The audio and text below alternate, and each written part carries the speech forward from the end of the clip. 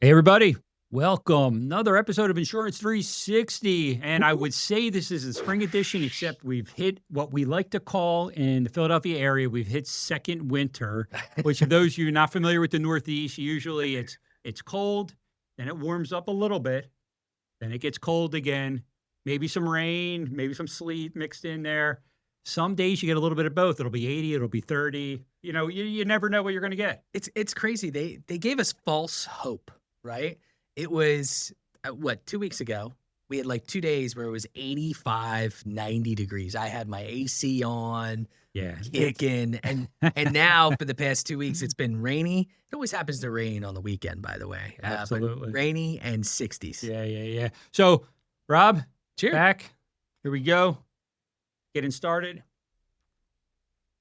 So we just came back from, well, we did a bunch of events. So the beginning of the year seems like it's event and convention season for those of you in our world. Those first 3, 4, 5 months of the year seems like really get pretty packed pretty tightly. So we did our event. We talked a lot about that. We just got back from what is the big Medicare industry event, Medicarians as well. So a lot of that's out of the way now. So I don't know. We'll have to figure out some other things to do with our free time. I can't believe 4 months is. We're already going to be talking AHIP. Don't even get started. 2027. Don't forget about that. It's crazy. Yeah. But today we're pretty excited. We have what is probably one of the biggest topics in the world right now. We want to talk a little bit about AI. For those of you that Not live in a bubble, probably haven't heard that. Those of you in Philadelphia, right? We had AI throughout the 90s and the 2000s before everybody. Allen Iverson, but we've come to know, and we have a pretty good partner right now from Jump AI. On the call with us today, we have Peter Olson, SVP over at Jump. And Peter, thanks for taking a couple of minutes out of your day to join us here on Insurance 360. Yeah, I'm so excited to be here. This is really fun. Yeah, so we met Peter at our event over at Allegiant Stadium. We got talking a little bit beforehand, and we said, you know what? A great way to sort of get a feel for kind of our industry and what we do. Let's come out to our event, meet some of our agents, meet our team. So Peter came out, had a booth out there at Allegiant Stadium. Peter, first foray into the Pinnacle world. What did you think? First off, Vegas was pretty cool, right? The stadium. It was awesome. I really liked it. Allegiant Stadium. So for those who weren't there, we weren't out on the main ground. There's like a cool section kind of up above where you can see the field. It was really nice. I thought it was a great venue, and it was super fun to meet everybody. I felt like I got to meet a bunch of the other vendors, tons of the Pinnacle community. I loved the carrier panel. I thought that was the spiciest. Listen, if we're nothing, we're not honest amongst ourselves, right? And if you can't be honest when you're talking about important things, you really don't get to the resolutions that you need to get to. So everybody's got their pain points, a spirited conversation, as you said, and we all still are friends afterwards, and maybe we'll go grab a drink together. But I think we definitely get to the point there, which you saw in that panel, right? Yes, and I thought Angela was the perfect person to have moderate because she comes across extremely credible. She's going to tell you like she sees it. It was great. I don't know if you've ever seen that from Angela. Never. She tells you exactly what she thinks. Not at all. No idea what you're talking about. Yeah, no, we appreciate that. So Jump AI, I think you'll do a better job than me trying to explain it. So Jump AI, a lot of cool tools, but we're talking about artificial intelligence, but really we want to talk a little bit today, not only about what it is and what types of services, but really how insurance professionals, advisors, some of the tools that can be utilized in their business, right? Making their lives easier, more efficient. So Jump AI, take me back a couple years. What are we doing? Yeah, totally. Yeah, so Jump started in 2022. We're 3 co-founders, just like working away by themselves. I went to business school with one of them, Parker. We were at Stanford together, and that's how I came to Jump. I really admired Parker. So they launched the product, and at the time, it was really just an AI meeting assistant. They launched it in January of 2024, and it was designed for financial advisors. And the idea was it comes to your Zoom meetings, pull in your phone calls, you have an app for in-person meetings, and it generates notes and a recap email, and you can push those to your CRM. In the financial advisory world, this is huge because your note, like how good your note is a proxy for like how good of an advisor you are. You get audited, the SEC will come in and they'll literally read your notes and be like, you're a good advisor. Like, no, you're not a good advisor. So it took off like crazy. And Jump was designed to be really high compliance.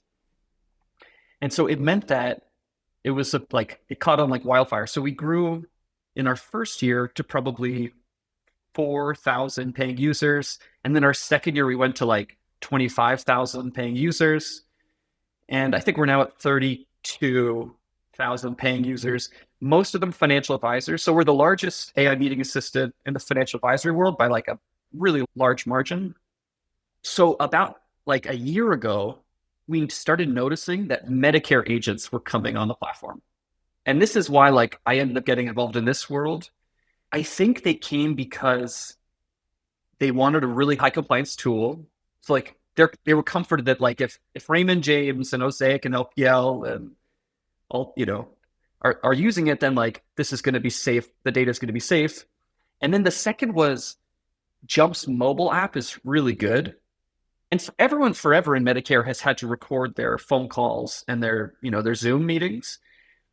And they're not required to record the in-person meetings, but a lot of them want to because it can often become a he said, she said. If there's a sales allegation, you have no protection. If there's a CTM, it's like, what do you point to? And so they were excited that Jump would let them be like, hey, I have this record. Here it is. Like we chatted about this. So it helped with efficiency, yes. But there are lots of tools that can help with efficiency. And I think a lot of them were like, oh, yeah, no, this will really help the in-person side of my business. Yeah, that's beautiful because you're right. Compliance in the financial services, huge. But compliance in Medicare is huge as well. I mean, it's a government-run program. And realistically, you're dealing with seniors, and sometimes things get confusing. Sometimes things aren't exactly remembered. The recording is an important part of the phone calls, but I think that's pretty interesting that a lot of individuals are actually utilizing it for the in-person CYA, if you would, right?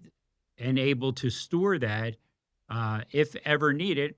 Most of the time, obviously, you're probably not going to need it, right? You're not getting those complaints, but there is enough of that in the world that can impact an agent that it is important to have those types of safeguards in place. Well, it's always the 5% that ruin it for the other 95% on top of that too, right? So typically it's those people that cause that call recording thing to even be put in place. But it is a good practice regardless if we needed to do it anyway, because there is a lot of those he said, she said, and we'll hear both of them. Yeah, exactly. We're always pulling recordings for the carriers whenever there's some type of complaint or CTM, if you would, that comes in and they're doing their due diligence and we've got to give that. Sometimes recordings are available. Sometimes they're not available, they right? Just happen to not record that one. Yeah. A lot of times it is those in-person ones. So I love the idea behind that. And I know even here, Peter, you talked about the Zoom call and the notes taking. That's such an invaluable tool, time saver to be able to record those callings, and it summarizes for you, gives you notes, gives you transcripts, all those kind of fun things. So that's probably still a big part of what you guys make available. I think, even though it's maybe the beginning stage, but I got to imagine there's a lot of companies that are utilizing that. Oh, in the financial advisory side, people use Jump because it saves them time. So it helps prepare you for your meetings, pulls in information from your emails, then your CRM and your past notes. And it's like, here are the last 3 times you chatted. Here's what you talked about. Here's the name of their golden retriever. It's like all this stuff to help you come in and be like, oh, and especially for Medicare agents, I'm actually shocked. I come from the financial advisory world. They have like 100, 200 households. and they have a really healthy business, and they're thinking, how do I get to 250? Medicare, I talk to people who have 600, 800. Like it's wild the number of people you have to keep track of. How on earth are you going to remember their grandkids' names? So, like, a huge thing for Jump is we are not trying to replace agents. We actually imagine ourselves as competing primarily with companies that have emerged and will emerge that do want to replace humans. Instead, what we're trying to do is augment humans, let them do what they do best, which is the relationship side. And then also, like, their expertise lets them oversee AI systems, which, sometimes are not perfect. And so you're like, they can be like, that doesn't look right to me. But they should use AI to be as efficient on the back end as like these pure AI systems, right? So we can talk more about this. This is happening in a bunch of domains in Medicare. A lot to discuss. Yeah, it's interesting because Rob, one of the things that really popped up when we talk about the AI is AI uses the term agent, AI agent, which is Yes, in yes. our world, it's agent. So I think there was always I think there's still a lot now when they hear AI agent, an insurance professional, an insurance agent thinks that that's somebody taking their job, right? Somebody that's going to be doing their work where really it's not synonymous. An AI agent isn't an insurance agent. They're not selling insurance, right? Do you want to touch on that a little bit? What is an AI agent? Yes, I know. It's terrible. It's like all the people whose names are Claude. And then all of a sudden Anthropic releases Claude, or your name was Alexa. And then Alexa comes, it's like, oh man, you've been smashed. That's how I feel with Medicare, where I look at these websites and it's like, oh, the word agent is just getting blown out. So I feel bad about it. So this is super interesting. In the world of AI, you have these big models. And a model you could think of as just like, I think of it honestly like a web. And it's got a bunch of information embedded at different points of this web. And when you stick something into the web, it then will shoot out the other side in a different form. So it's like, hey, AI model, do this for me. And you hand it over. And then literally it's actually like multiplying things, and out the other side comes some output. So it's a little bit like a normal AI model. The way we use it is like you give it a prompt and it gives you an output. It's kind of like a calculator. Hand it over, it does stuff, and then you get something back. Okay, an agent is interesting and different.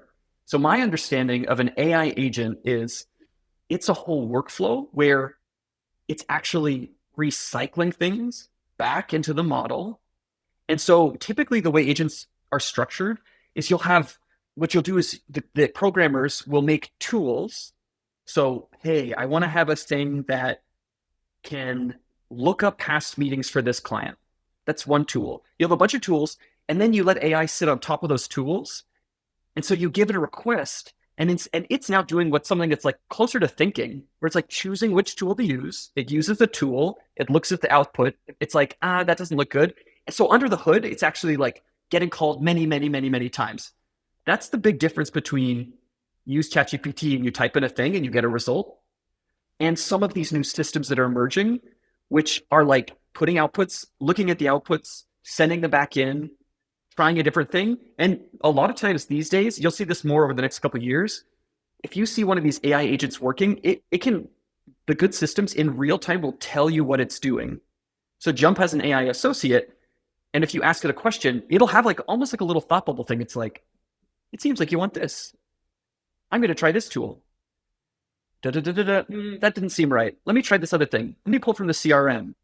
And you can see it kind of like thinking.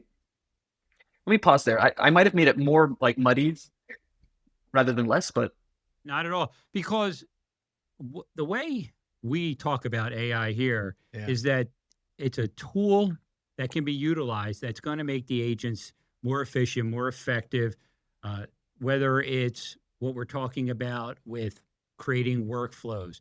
I know we have some AI capabilities where you can go into our system and ask the AI model to create an email blast that's going to go to my Medicare agents, that's going to talk about hospital indemnity, and it will actually go and create this for you, show it to you, and say, "Hey, does this look right for what you were asking for?" Right. So it's like an assistant that you have in your office, and it's doing the work for you. So now you don't have to become a graphic designer, or maybe you don't need to have 5 graphic designers. Maybe you have 2 or 3 Yeah. that do some of the work. Now that you have the AI agent, that AI assistant built into it. So that's where we really see this as being a invaluable tool for business. And we've even seen models where they'll do phone calls for you. They'll do reach outs. There's It's some just crazy. Yeah, there's some pretty cool stuff. Now I will say this, and Peter, maybe you'll agree with me.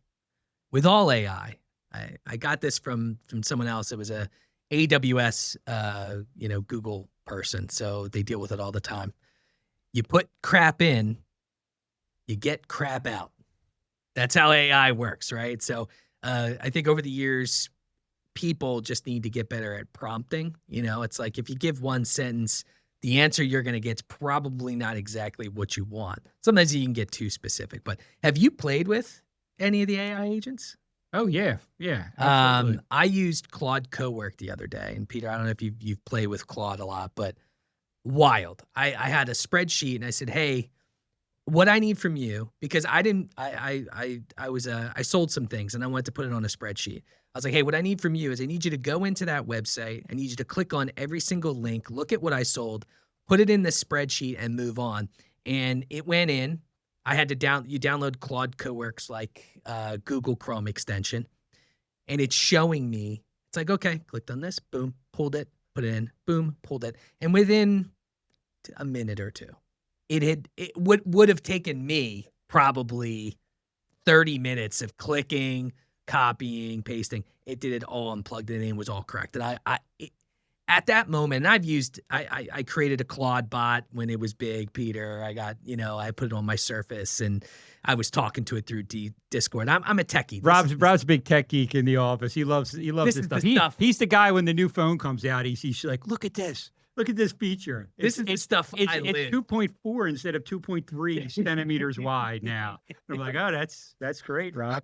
People listening to this, until you actually use it, it does. And I'm a techie, and it blew my mind how cool it was that I didn't have to sit there for 30 minutes. And just imagine what, for an insurance agent, how many Excel spreadsheets have we lived through? I've been working here for 11 years. 420 was my 11-year anniversary, by the way. There you go. All right. 11 years, I've used a million freaking spreadsheets. If this existed 11 years ago, I probably would have saved myself a year or two just of going through spreadsheets, Yeah.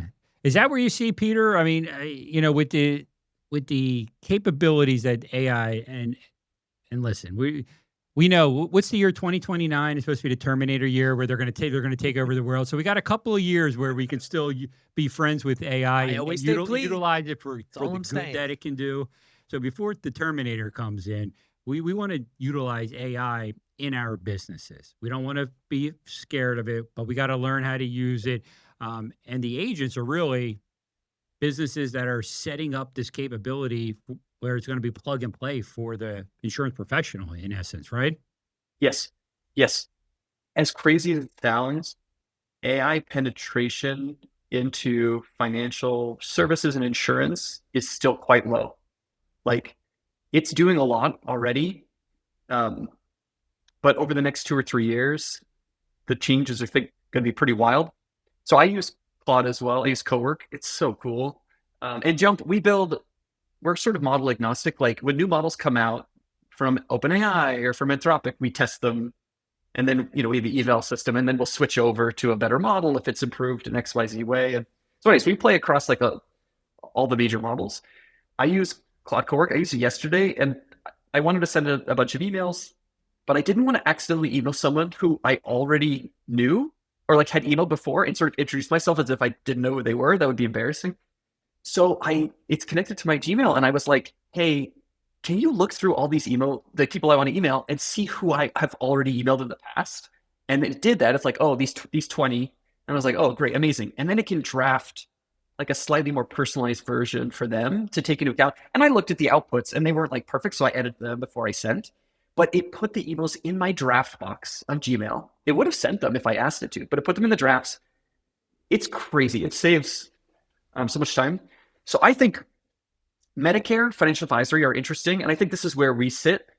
We watch some of the Wild West stuff that's happening, And then we spend a lot of time thinking through how can we take some of those really cool developments and put guardrails on them such that compliance teams can approve them for use in these professional settings. So Jump has done this really well in the financial advisory space. It's like, I've talked to so many compliance officers. I know I see something out there. I'm like, there is no way they're going to approve that because it's a nightmare. It's like a bunch of lawsuits waiting to happen. So how can Jump help shape, build out the tools, put in guardrails, and make it so that the compliance team can digest and be like, oh no, this is ready for professional use. It's still going to be human in the loop. But so example, on the financial advisor side, it's like, what does the consent process look like? Compliance teams are terrified they'll get sued because something got recorded when consent wasn't given.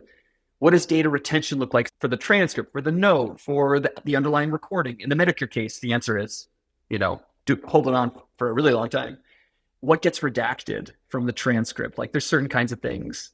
So anyway, more we could talk about there, but I'm very excited because I spend my time like trying to sit with Medicare agents, looking at the business, looking at the cool stuff happening and thinking like, how can we make this safe and integrated for you to actually deploy in a way that wouldn't terrify like, any legal person you know. Yeah, and at the end of the day, what the compliance teams and the carriers are looking for, they should be happy about a lot of this because we're giving the agents the capabilities to do what they want them to do with easier recording, easier transcripts, being able to store information, being able to do things and process things in the right way. So yeah, the compliance part of it is huge. Uh, whether it's recording or tracking or documenting things, these are all things that we know we have to do in our business. And that's where these tools are, again, going to be invaluable to make sure people are doing things really the right way, which is what everybody wants. I mean, at this point, we're in the infancy stage. I thought look at ChatGPT. Like they just released their image 2.0. Amazing.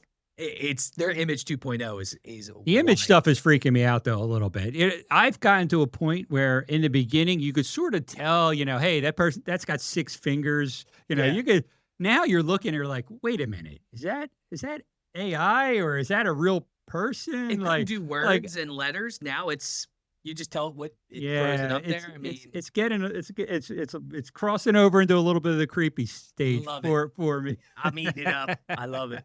I don't know, Peter. We need those guardrails though. And listen, I'm not a big government intervention into anybody's business because the way I always look at it is they take a problem, they try to fix it, and then there's 10 unintended consequences to the fix that they had, which we don't want any of the unintended consequences that happen, but there definitely needs to be some guardrails about what type of stuff that you can create on there because there's a lot of stuff where you can't really tell whether it's AI.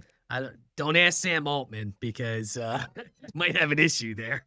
So after I finished undergrad, I thought I wanted to do a PhD in economics, which is not what I am doing. But I worked for the Federal Reserve Bank of New York in the research group, so commercial banking research. And the Fed is like very, very high compliance location. Anything related to FOMC, to interest rates, like appropriately, extremely cautious. And then I spent 2 years working. I got my dream job working for Ben Bernanke as his research analyst at Brookings. So he left the Fed and he went to Brookings in DC. And so I was there for 2 years with him. And again, it was like everything you do has to be extremely cautious. And then to make matters worse, I did business school, but also law school. So I did GD MBA. And law school, you come out of that being like, whoa, okay, So a lot of the AI stuff that I see, I am super nervous on the compliance side. Again, I think it's why like there's a bunch of firms in the Medicare space that are doing a great job translating cool tech into like, you can use this safely, and I put us in that category. But one cool thing that we are seeing on the financial advisory side that is going to come to Medicare is we just announced yesterday that you get an E&O discount if you're using Jump as a financial advisor. So the E&O firms have decided that the risks actually are flipped now. That if you're not using a tool like Jump or any number of others, that you're putting your business at risk, because if there's a lawsuit, you can't protect yourself. You're much less likely to make a promise and forget about it. Jump will track your to-do list. This is going to happen for Medicare. I'm confident for it's going to spread throughout insurance. I was at an insurance conference earlier this year where the conversation was about the risks of AI. And I was like, oh, this is fascinating. Financial advisory is ahead of this already. Like, again, E&O discounts are coming. Wow, that would be very cool to see that coming out, and that's really going to give more credibility to what we're talking about here today. And you're right, we're probably in the infancy of all the different things that are going to be made available. And we always say to the insurance agents, we don't want you to be the tech expert, right? We're putting this stuff together. We're giving you the tools that, listen, if I give you this stack of tools and there's 10 of them in there and you can utilize 2 of them, great, right? Utilize what you feel like you can handle right now, take it on, add another one 2 months from now. I think it's only going to continue to be enhanced, and the tools are going to get easier to use. And I think at some point we're going to see, if you're an agent and you're not using these, you're probably going to be more of the minority than in the majority. Yeah, it's the integration aspect. I mean, at this point, all of these major companies, they're integrating with just about everything. Your web browser, your Microsoft package. I mean, Claude can be put through all of Microsoft stuff. Same thing with, what's Microsoft's? We Copilot. Oh, the Microsoft Copilot, which is like the worst of all the AI. You'd think a company like Microsoft might have a little bit better, but you're just going to see the integration aspect to it, and I think it's going to force people just in general to kind of have to utilize it in some aspect. Yeah. Yeah. So Peter, give me, you're in this world, right? You're seeing this. You've seen it from where it's come, and I think the growth, in our opinion, is going to be quicker than the last 3 years, right? 3 years might be compressed into a year. Continue to move forward. So future tools, future utilization, what are we seeing over the next couple of years? Give me your crystal ball on that. Yes. First of all, I want to say, if anyone listening would let me come and shadow them for a day, I would happily do it, because here's what AI companies are doing right now. They're sitting down with people. They're asking you, what do you do that you hate? And they're thinking, can AI do that thing that you hate? And often the answer is yes. So I'm like always happy to sit with Medicare agents and just like watch them be like, I think we could help you with XYZ. Anytime you're typing information in, like from one thing to another, that's going to go away. Like filling out forms. No, it's going to go away. It's wild. Like the number of times people stare at one sheet and then they look at some other thing and they type in the same thing is like mind boggling. And AI is very good at that. And in fact, I was looking recently at research, like a big percentage of the United States is dyslexic. And it's like typing things from one spot to another. Just, that's not what humans should be doing or are good at. AI is really good at that. So that's one I'm very excited about. Actually, it's so basic and so simple. But what we do at Jump is we have like a client sort of contact object, and we connect to lots of tools. And we have under the hood sort of mapped a bunch of fields for that person. And so what we're starting to see is like, if you're on the financial advisory side, if you're opening an account, well, guess what? Jump already knows this, that it can fill out to open that account on behalf of your client. There might be some fields it doesn't know. So the next thing AI is going to help you do is it's going to help you, if you're filling out this kind of forms, how do you conveniently get that information from the client? So Retire Flow is really good at this, right? Like get information, get it to the right place. There's going to be a lot of help, and not just taking what is known and filling it out, but also then helping you go the last mile, because it's not relationship strengthening to your client to reach out to them to ask them for 2 pieces of information, right? The relationship part is like talking to them about their lives and their goals. So that's happening as well. Anyway, there's a lot more we could talk about, but like if you find yourself doing anything repetitive at all during your day, AI is going to help with that pretty shortly. just depends how long the Medicare tech ecosystem, how long it takes us to digest and make compliant these like Wild West tools. Yeah, I love that. The biggest thing I think in a lot of people's lives is email, and it's one of those things where I would love to be able to just, hey, I'm going to pass over my organization and my email to AI. But God, I'm scared that something's going to get sent to somebody. So again, we'll put that under the guardrails thing. If it can help us organize, if it can, but we still need to put the eyes on it, right? Make sure that before we send anything, don't send it, just organize it for me. And I think that's something that you had mentioned a little bit earlier.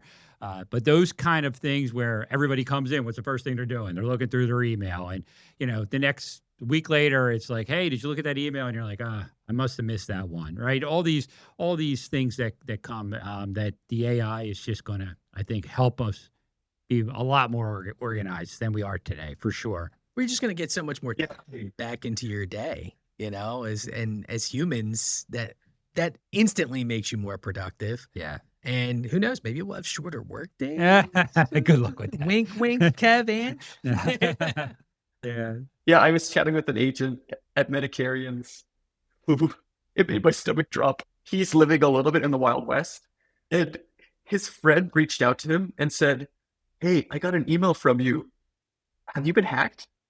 Like, this doesn't look like you. It's more words than I've heard from you collectively in this one email than like the past 3 years." And it turns out his AI agent had sent an email as him to his friend. And so like, this is again, like why you want, this is my take. This is not a plug for Jump. Like whether it's Jump or some other tool, I would try to live within an ecosystem that's like, we have Allianz and Manulife as customers. Like I would pick places where they're going to be cautious, because those who are living on the cutting edge, I don't think that's a smart place to live if you're a Medicare agent. Yeah, no, that makes total sense. Yeah, and I know we're going to get a ton of interest on it, and we really didn't get into some of the actual tools. So I didn't preface Peter with this, but Peter, what I would like to do, if we can maybe get on the calendar, why don't we set up a webinar where we can actually show how some of the tools work with Jump, and then the agents that have an interest in seeing some of it can actually see some of those things. So, Rob, maybe we can talk offline, and Peter, if you're up for it, we'll have maybe a webinar showing actual usage and what tools are actually available, what they can do, and then we can kind of go from there. Does that make sense? Sounds great. Yep. Yeah, we appreciate it. Yeah. But no, thank you again for joining us. We all are ready for the AI revolution. I feel like it's in the beginning. We're gonna jump in both feet, right, and adopt it. But I think there's going to be a lot of invaluable tools there. So Peter, great talking to you, man. Thank you so much for jumping on with us for a little bit today. Oh, I like that. That was a good segue. Before you close it out, I'm a Insurance 360 listener, and I wanted to second something you said in the previous podcast.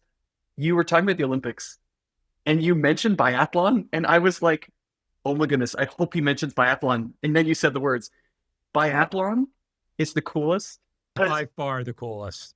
It's the coolest because you get your heart rate up like wild, doing the skiing. And then being good at the accuracy part requires dropping your heart rate. And so you watch these people go from one state to the other. How do you go like cold-blooded to like crazy athlete to like cold-blooded? So I couldn't let us finish this podcast today without saying like, I love that, because to me it's like, who came up with this one? Like to me it's like, you know what we're going to do? You're going to ski for a little bit. You're going to have a gun on your shoulder. You're going to stop, and then you're going to start shooting at targets. And then you're going to ski some more. Like, listen, that's like evil genius or something there. I love it though. Watching that is so cool to see those kind of things. But those are the people I feel like are probably in the military somewhere. They're in the military somewhere. They're like on a Navy SEAL, like those kind of people. I love that though. It's some James Bond stuff. If you're ever sitting with your nieces and nephews and you're just like trying to shoot the breeze, whatever, a fun game is to think, what two things could you combine that are in tension with each other that would make for the coolest sport? It'd be like sumo wrestling gymnastics. It's like you do sumo wrestling and then you have to like do backflips. Oh, I love that. Yeah, Might need absolutely. to sign an insurance waiver on that one. Yeah. Hey, we took.